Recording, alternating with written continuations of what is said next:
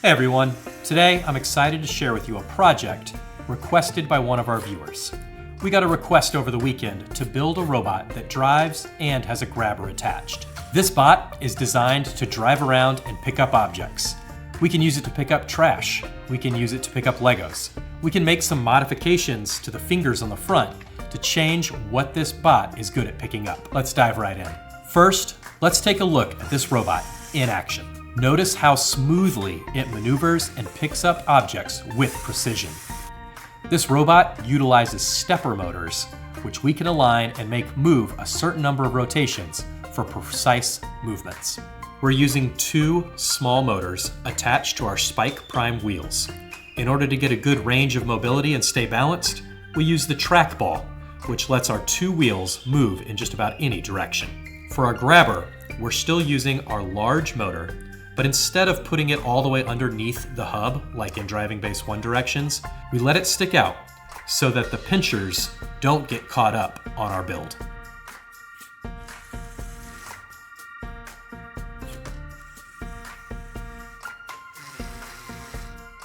Now, let's get into how we built this robot. We started with a sturdy chassis, a couple of motors for movement. We built a precise grabbing mechanism using our large motor. Here's a quick breakdown of the build process. This build that we're going to create today, we're basing it on driving base 1. Driving base 1 can be found under the building instructions, and it's a great base because it has a solid chassis, which we're building by using that purple rectangle. And on top of that purple rectangle, we're going to add our two small motors.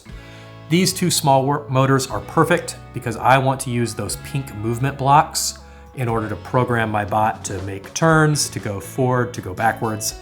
And if I'm using those two motors, it makes it a whole lot easier to program later on.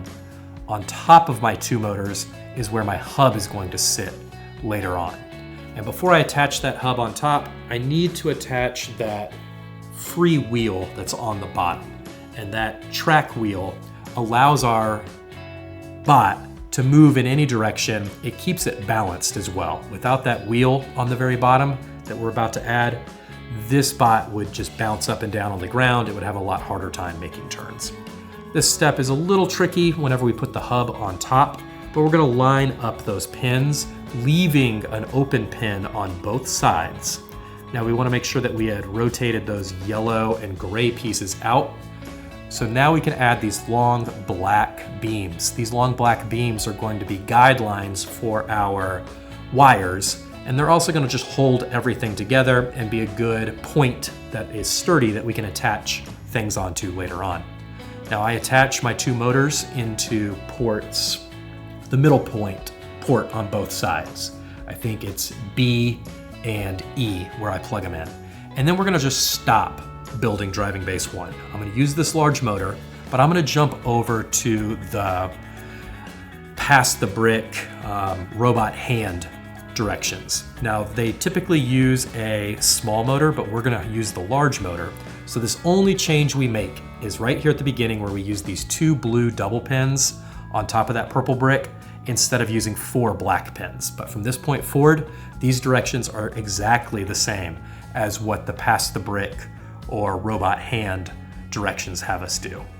So this is our first set of robot hands that we're making. We're using those little tires for grip built on top of a regular brick. And this is going to allow things to grab on pretty easily. When you're building this, make sure you're lining up your angles the right way. So we flip it over, and now we're ready to attach the very first pinhole right there into that blue pin. We're going to build a second set of arm or a second set of fingers for this. Same way, using the same pieces. And then when we attach this one, we'll attach it in the same point. That second hole will attach to the blue pin that's sticking out. And right now, these are kind of free moving. So we need to use one of those axle to pin connectors and attach it to that white piece at the very front in order to make things move. And now we have our hand built, which if we just rotate the motor just a little bit, it'll pinch. Now we're going to modify the driving base 1 step, 21, 27, to make this large motor fit inside. In driving base 1, we would plug these pieces into the white portion of the motor, so the motor would go all the way up underneath the base. We don't want that to happen. We need some sticking out. And so we're gonna attach these pieces onto the blue part of our motor with just a little bit sticking in there. And they're gonna plug into some gray pieces in the front of our driving base 1 and allow this motor to hold together. I start by threading my wire through the chassis, and then I very carefully push this motor into that space, and those black pins are gonna plug right in, and this is done. We're ready to program our driving grabber bot. When it comes to coding our bot, we wanna use the pink motor blocks. And that's because we're using 2 motors. And anytime we use 2 motors for movement, we use the pink movement blocks. First thing we should do is set our movement motors to C and D. And I can double check and see that those are the 2 small motors. I'm going to set my speed to 50%. And let's test it out by having it go forward for 2 rotations, and then let's go backwards for 2 rotations.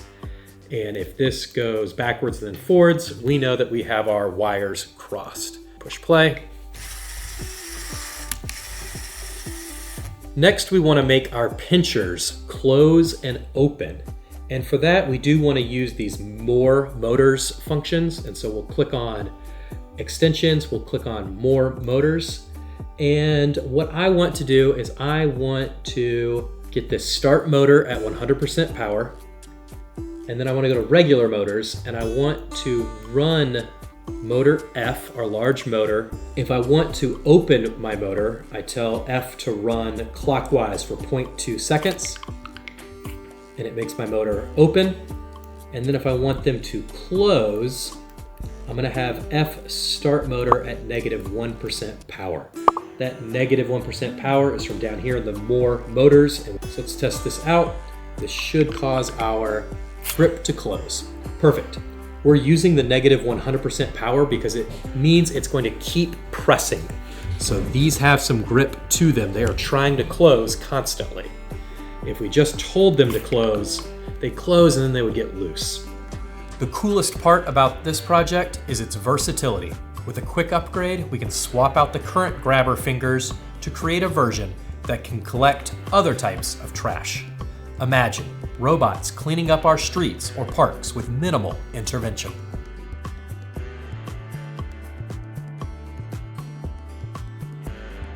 And that's our robot. Versatile, fun, and innovative. Let me know in the comments if you enjoyed this video, if you have ideas for future builds, or how you would use this grabber robot. Be sure to like and subscribe so that you can stay up to date on other ways you can maximize your child's education and for more fantastic LEGO robotics builds. Thank you.